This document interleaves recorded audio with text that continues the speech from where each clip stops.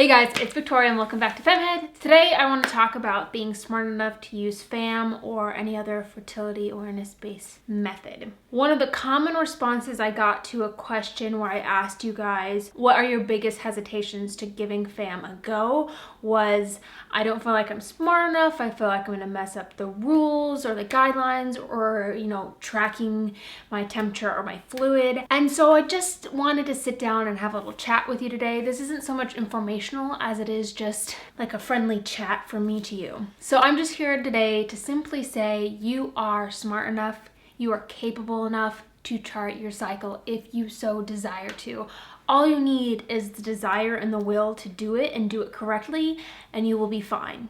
When you first learn that FAM exists, it's this exciting and overwhelming thing. It's a bit scary because you feel like you need a PhD to start charting your cycle, and naturally you worry that you're going to mess it up. But then you decide to take the plunge and actually learn how it all works. There's a lot of information to take in. It's exciting, it's empowering, but you still have that underlying fear of doing something wrong. Then you start charting your cycle and you begin to see the patterns play out in your chart and with your temperature and fluid patterns, and it all just starts to make sense. And then after a couple months of charting, you just feel like a bona fide charting professional, and you wonder why you didn't know about this sooner. But it obviously is hard to convince people of this when they're new and scared. We have been taught for so long that we are incapable of controlling our own fertility. How could we? We're just normal, everyday people, you and me. It's the doctors that do that sort of stuff. They write the prescriptions for the hormonal birth control and we take them. That's just how it's been. So shedding that initial layer of I need to hand over control for everything to work out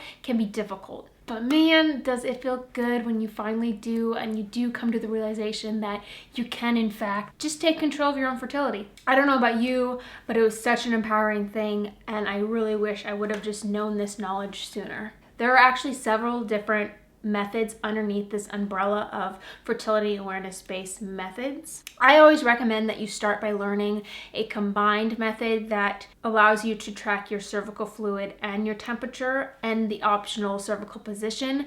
And the one that I use is called the sympto-thermal method. And then if for some reason you can't rely on one of your fertility signs, you can then move towards a temperature-only method or a fluid-only method. There are devices or technologies like Natural Cycles or Daisy that will give you each day whether you're fertile or not, and that relies on the data from your basal body temperature that you take each day. But even with these, I do recommend learning how charting and FAM works, even if you are going to just rely on a device, because it gives you an underlying understanding of the method. And I think you're just going to be better set up if you have that knowledge going in. But anything that relies on the length of your cycle, avoid it like the plague. I want you to feel confident in your ability to chart both your temperature and your fluid. I want you to understand the different phases of your fertility and your cycle, how you go from infertile to fertile, back to infertile, the guidelines to the different phases,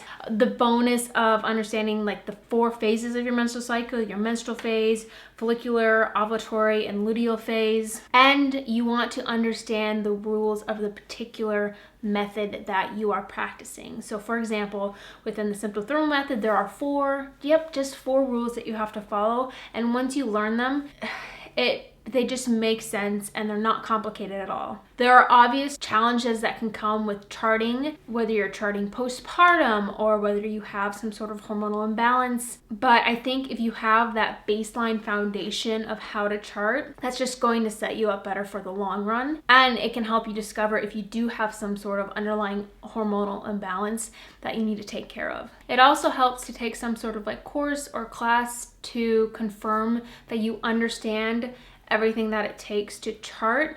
And it also has an added bonus of giving you the confidence of, okay, yeah, I am doing this right. I'm not gonna mess up.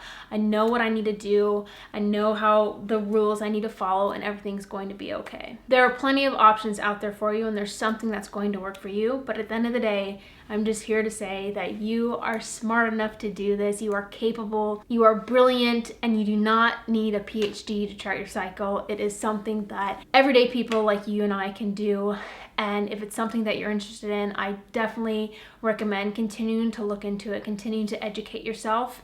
and you will find what's right for you. That is what I have to say. Just a quick little thing. Don't forget to give it a thumbs up and subscribe for more of moi, and I'll see you guys in my next video. Bye.